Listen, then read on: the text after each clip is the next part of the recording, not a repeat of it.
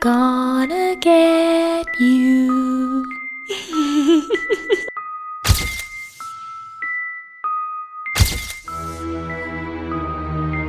I'm in here.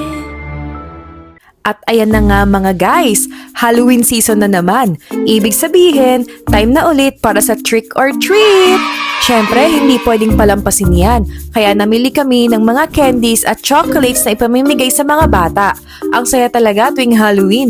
Ang daming cute na costumes, tawa at excitement sa paligid. Kaya ngayon, samahan nyo kami habang naghahanda kami para sa isang matamis at masayang trick or treat experience. Syempre, hindi rin magpapahuli ang mga anak ko sa kanilang Halloween look.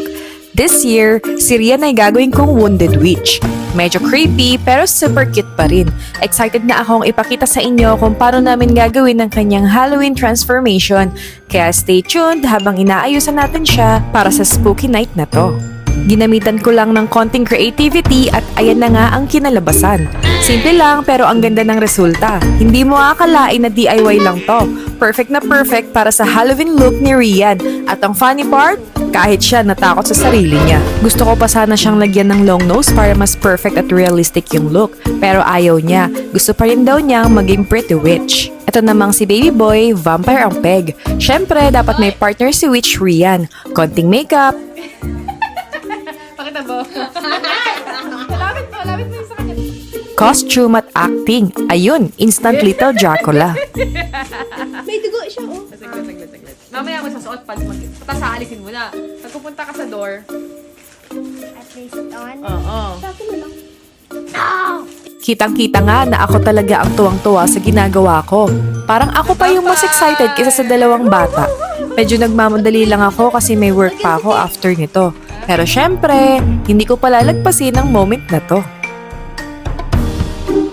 Pag ikaw di nanalo dito best in costume, ah. Akala ko nga hindi na sila makakasali, kaya last minute talaga ang preparation namin. As in, lahat mabilisan. Costume, makeup, props, pati candies. Pero buti na lang nakahabol pa rin kami. At kahit manadali, maganda pa rin ang kinalabasan. Pinag-iisipan ko talaga kung paano ko magagawang mukhang nakakatakot si baby boy. Kasi ba naman, hindi kami nakabili ng costume niya. Kaya naisip ko, sa makeup na lang kami babawi. Konting creativity lang, aayusin natin yan para kahit wala siyang costume, hindi pa rin magpapahuli. May napanood nga akong video na nagpapakita kung paano magmukhang may piece of glass sa mukha. Kaya syempre, sinubukan kong gayahin. At tada! Success! Ang saya kasi ang realistic ng kinalabasan.